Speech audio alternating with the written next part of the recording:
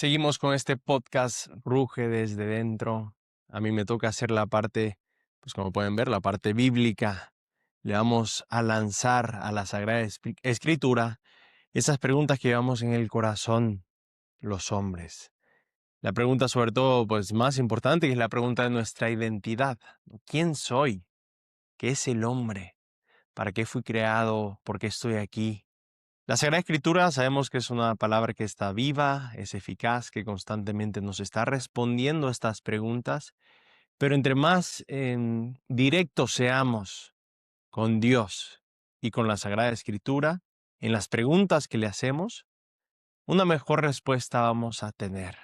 Normalmente nosotros cuando nos acercamos a la Biblia o incluso cuando nos acercamos a Dios, pues quizás somos muy generales, ¿no? Señor, ayúdame en mi vida, ayúdame a ser bueno, a ser santo, de manera un poquito general.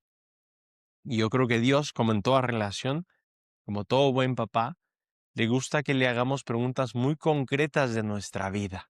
No simplemente ayúdame, pero en cosas concretas, ayúdame en este día a ser un buen papá porque sé que mi hijo está pasando este problema. O ayúdame a ser buen esposo, porque sé que últimamente hemos tenido un poquito de fricción con mi esposa por tal y cual. Entre más concretos seamos en nuestras preguntas, en nuestras peticiones con Dios, mejor vamos a tener una mejor respuesta de parte de Dios. Porque nuestro corazón está más listo, porque nuestra relación con Él se hace más real. Y lo mismo con la Sagrada Escritura, nuestra palabra de Dios que nos ha dado para enseñarnos a conocerlo y a conocernos. Y le queremos lanzar en esta serie que vamos a tener sobre los hombres en la Sagrada Escritura, esas preguntas de ¿quién es el hombre? ¿Qué es el hombre? Nos vamos a basar mucho en el libro de Hansel Grun, Luchar y Amar, que él toma 18 figuras, arquetipos de la Sagrada Escritura para descubrirnos y presentarnos facetas particulares del ser humano, pero de manera particular del hombre. Vamos a ir viendo, ¿no? Poco a poco, vamos a ver cuánto nos da, cuántos personajes podemos ir viendo en esta primera temporada, pero vamos a ir con esa intención y con esa ilusión de descubrir quiénes somos.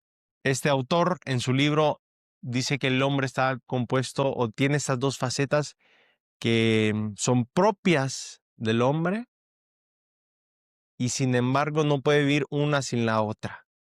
Dice que el hombre lucha y el hombre ama. Y estas dos tienen que ir en sintonía y en sincronía en nuestra vida. Porque si el hombre solamente lucha, se convierte pues en un macho, ¿no? Un macho man ahí que anda luchando, pero al fin y al cabo que muestra muchísima inseguridad y mucha dureza y es insensible. Y si el hombre solamente ama, pues le hace falta esa característica de la lucha y se convierte simplemente en un bonachón, en una persona un poquito débil, un blandengue es lo que usa la traducción que estoy leyendo, pero me llamó más la atención esa palabra, ese concepto de bonachón, que es una persona buena, sí, pero que le hace falta una faceta de la masculinidad indispensable, ¿no? Que es la lucha. Walter Holstein define, ¿no? ese bonachón de esta manera. Dice que el bonachón no es solo un compañero sin incentivo para la mujer. Es también una persona estéril, no irradia energía, no tiene ningún estímulo, ninguna pasión, ninguna innovación. Estos bonachones pues se sienten sin duda alguna perdidos y sin identidad, porque les hace falta la otra faceta, que es la faceta de la lucha, de la conquista, de ir más allá. No como un luchador, el hombre es capaz de amar, pero su amor necesita ser conquistador y protector. Muchos de nosotros, los hombres, nos cuesta mucho la espiritualidad, ¿no? Nos cuesta mucho quizás la parte más espiritual de nuestra fe. No nos gusta ser apostolado, no nos gusta salir, nos gusta, pero también esa parte espiritual como que nos cuesta un poquito más. Y es, de cierta forma, conectar con una parte, sí, un poquito más femenina de nosotros, esa parte un poquito más de nuestra alma, ¿no? El alma es femenina, el alma es para recibir de Dios. Entonces como que nos cuesta entrar en esta espiritualidad.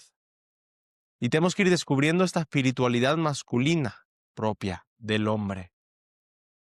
A mí me gusta pensar esta espiritualidad masculina con esta parte de que nosotros estamos llamados a imitar a Dios.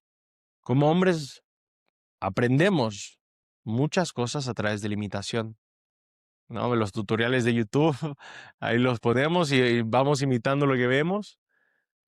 Quizás a veces nos cuesta llegar a ese tutorial porque nos gusta resolver las cosas por nosotros mismos hasta que realmente ya no podemos. Pero sin duda alguna aprendemos a través de la imitación, ¿no? Aprendemos a hablar a través de la imitación, aprendemos a ser hombres imitando a otros hombres, estando en contacto con otros hombres. Y siento que esta espiritualidad masculina también nos llama mucho a imitar a Dios y de manera particular a imitar a Jesucristo en su ser hombre, en su ser masculino.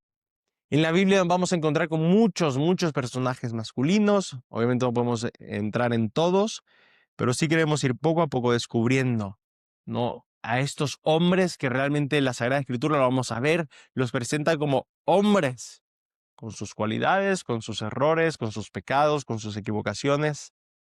No son gurús espirituales de que nos van a resolver o hombres perfectos a los cuales tenemos que imitar, exceptando a Jesucristo, que sí es el hombre perfecto. Pero todos los demás son, son seres humanos reales, con lo bueno y con lo malo que eso implica. Sin embargo, nos pueden enseñar mucho y también nos pueden ayudar mucho a imitarlos para ser cada vez más hombres. No sabemos que el día de hoy nos hace falta esos líderes en nuestra sociedad, en la política, en los artistas, en los jugadores. Nos hace falta líderes masculinos que nos enseñen a qué significa no ser hombre.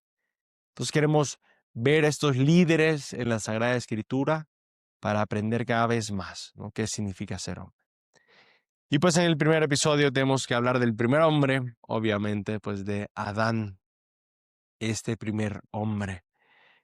En la Sagrada Escritura hay dos momentos de la creación, ¿no? Uno está en Génesis 1, que habla de la creación, que probablemente al que más te acuerdas, y uno es Génesis 2, que es de hecho un relato que es más antiguo que el Génesis 1, pero que también nos habla de la creación del hombre, ¿no? Hay como dos momentos donde Dios crea, por así decirlo, donde se cuenta cómo crea al hombre, ¿no? Sabemos que no es algo científico, pero sí salvífico, que nos habla mucho a nuestro corazón. Génesis 1, en la creación del hombre, es muy particular Génesis 1, porque crea al hombre y la mujer al mismo tiempo. En Génesis 2, ahorita lo veremos, crea primero al hombre y después le crea una compañera, ¿no?, de vida, porque ve que el hombre está solo y no es bueno que esté solo. Dice así Génesis 1:26. Dijo Dios: hagamos al ser humano a nuestra imagen como semejanza nuestra, que manden a los peces del mar y en las aves del cielo, en las bestias y en todas las alimañas terrestres, y todos los reptiles que raptan por la tierra. Creó pues Dios al ser humano a imagen suya. A imagen de Dios lo creó. Macho y hembra los creó. Después los bendijo Dios con estas palabras: sed fecundos y multiplicaos. Henchid la tierra y sometedla, mandad en los peces del mar y en las aves del cielo y en todo animal que rapta sobre la tierra. Dios nos crea a su imagen y semejanza. Y vamos a hablar cuando hablamos de Adán, para entender la masculinidad de Adán, como que el Génesis nos pone siempre en relación con Eva. Como que parte de descubrir nuestro ser hombre va a tener que estar en relación con la mujer. Primero lo que dice este Génesis 1 nos habla de este hecho que Dios nos crea a su imagen y semejanza. Estamos hechos a la imagen y semejanza de Dios, tanto hombres como mujeres. Pero hay una distinción, ¿no?, en este hecho de ser imagen y de ser semejanza. Yo recuerdo muy bien cuando estuvo el examen de esta parte de la Biblia en teología. El profesor era extremadamente, pues, difícil, ¿no? Todos teníamos íbamos a esos exámenes con mucho miedo de ver qué iba a pasar, porque el profesor era muy exigente y nos costaba mucho, porque era una materia muy amplia y bajaba mucho a los detalles. Y me acuerdo que me tocó este pasaje y me hizo una pregunta, ¿no? ¿Cuántas veces sale la palabra semejanza a comparación de la palabra imagen? Y la verdad no me acordaba. Pero recuerdo que me volteó a ver así y me dijo: "2". La palabra semejanza se usa solamente 2 veces, mientras que la palabra imagen se usa mucho más. Y sí recordaba que el sentido de esto, ¿no? Porque la palabra imagen es que ya estamos hechos a la imagen de Dios. No importa qué es lo que hagamos con nuestra vida, con nuestra libertad, la imagen nunca la vamos a poder borrar, nunca la vamos a poder quitar. Estamos hechos a imagen de Dios. Sin embargo, no tenemos esa semejanza todavía. Y por eso dice solamente lo usa 2 veces, porque la semejanza nos toca a nosotros ponernos a obrar, ponernos a trabajar para ser semejantes a Él. Estamos hechos a su imagen y a su semejanza, pero la semejanza sí implica nuestra colaboración, sí implica nuestra libertad, sí implica nosotros intentar imitar a este Dios Padre, este Dios que también tiene una faceta masculina, aunque no lo podemos decir como tal porque Dios es asexual, no es ni hombre ni mujer, pero sí una faceta de nosotros refleja a Dios en esta masculinidad. Por eso nos toca a nosotros, nos toca a nosotros. Vemos ahora la segunda parte de la creación, que es esta parte de que Dios nos crea, pero desde el barro, no desde la tierra, que todavía no había creado nada, ¿no? Antes va creando la tierra, los árboles, los animales, y al final el culmen de la creación es el hombre. En Génesis 2 simplemente no tiene nada y empieza, ¿no? Tiene simplemente la tierra, no hay animales, no hay frutos, no hay árboles, y crea al hombre. Y así dice Génesis 2:7. Entonces Yahvé modeló al hombre con polvo del suelo e insufló en sus narices aliento de vida. Resultó el hombre un ser viviente. Me encanta esta forma de ver, ¿no? Nuestra creación, porque nos habla de este Dios que se mete, ¿no? Que se ensucia las manos, por así decirlo, del barro crea al hombre, ¿no? Se ensucia con nosotros, quiere ser parte de nosotros. Y está tan cerca que con el soplo de Dios nosotros tenemos vida. Y tenemos que ser conscientes de que este soplo de Dios no solo fue en la creación de Adán, sino que este soplo de Dios es un constante soplo divino en nuestra vida para mantenernos en vida. Después Dios va creando todo lo demás y ve que el hombre está solo, ¿no? Y le crea animales para que lo someta, para que se divierta, pero ve que hay una soledad originaria del hombre.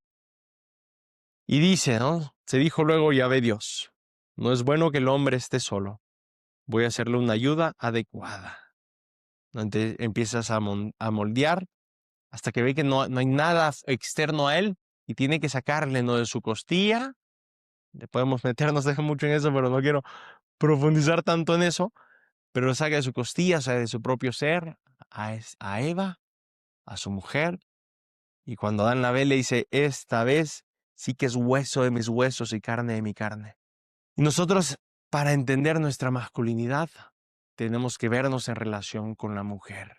Nos vemos distintos, nos vemos atraídos por la mujer, nos suspiramos por ella, pero al mismo tiempo le tenemos un cierto temor.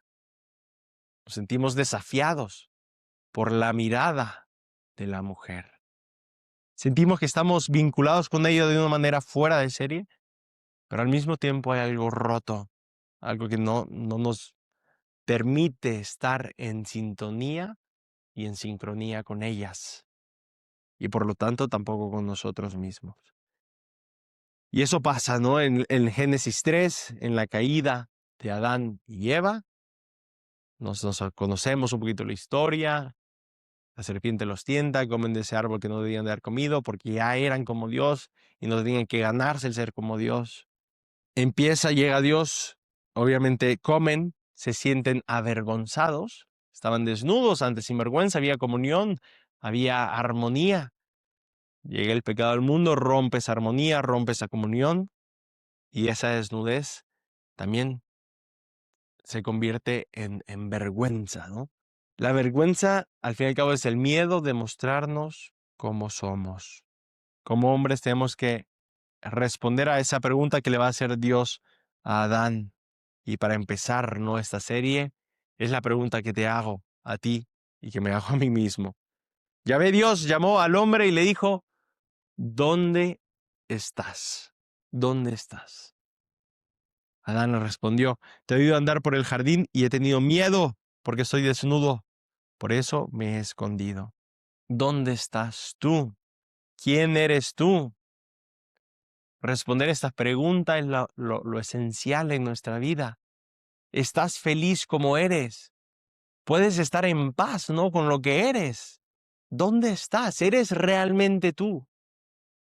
¿O estás intentando ser otra persona? ¿O estás intentando responder a estas, o evitar más bien estas preguntas, quedándonos en lo superficial, quedándonos en relaciones vacías, quedándonos en un silencio incómodo que queremos evitar constantemente? ¿Dónde estás? Esta es la pregunta que nos hace Dios y a la cual queremos responder. ¿Dónde está tu masculinidad? ¿Dónde está tu ser hombre? ¿Dónde está tu ser esposo, tu ser padre? Porque sin duda alguna nuestro ser hombre nos habla mucho de ser creadores. Lo vemos físicamente, biológicamente. El hombre está cargado, por así decirlo, de semillas y tiene que sacar esas semillas para dar fruto. El hombre siempre, bueno, o sea, la parte de la masculinidad es ir hacia afuera y crear y generar vida. Y no solamente biológicamente, engendrando un hijo, pero también al hombre le encanta crear cosas. Le encanta crear desde castillos de arena cuando eres un chiquillo hasta edificios enormes. Le encanta construir, le encanta tener un lienzo blanco y pintar, tener una página y escribir. Somos seres, y por eso nos cuesta tanto ser espirituales, que vamos hacia afuera. Seres externos, que nos gusta crear. Somos portadores de semillas que damos un poco más, ¿no?, que queremos crear. Pero vemos que nos avergonzamos, ¿no?, este ser hombre, nos escondemos y pues obviamente le echamos la culpa. Parte de la madurez masculina va a ser el aceptar mi desnudez, aceptar quién soy, mis cosas buenas, mis cosas malas, pero aceptarme como soy. Y parte de esa madurez es el poder llegar a compartir con vulnerabilidad quién soy. Y solamente así voy a poder tener confianza en mí mismo. Nos cuesta mucho, estoy seguro, a todos los hombres, confiar en nosotros mismos, porque no somos capaces de ser vulnerables y no somos capaces de afrontar nuestra realidad y nuestra desnudez. Y lo que hacemos como niños pequeños, como gente inmadura, es echar la culpa a los demás. Si no soy un hombre de verdad, es por culpa de mi papá. Si no soy un hombre de verdad, es por culpa de la sociedad. Si no soy un buen papá, es por culpa de, yo qué sé, de mi esposa, de mi trabajo. Vamos echando culpas. Pues bueno, estas eran un poquito las ideas que quería compartir sobre Adán y la masculinidad. Ver un poco esa pregunta que Dios le hace a Adán y que te hace a ti. Primero darte cuenta que eres hecho imagen y semejanza de Dios, que tenemos que trabajar para llegar a esa semejanza pura. Pero sobre todo responder a esa pregunta, ¿dónde estás? Ahora que estás empezando quizás este podcast, ¿quieres profundizar un poquito más en tu masculinidad? ¿Dónde estás? ¿Eres realmente tú? ¿Estás feliz? ¿Estás en paz con quien eres? ¿O nos va a tocar, pues, afrontar nuestra desnudez, afrontar nuestras culpas e ir construyendo una masculinidad cada vez más pura, más real, más divina? Pues nos vemos en el siguiente episodio, profundizando un poquito más en esta Sagrada Escritura, en esta palabra de Dios. y lanzándose esa pregunta, ¿no? ¿Qué es el hombre? ¿Quién es el hombre?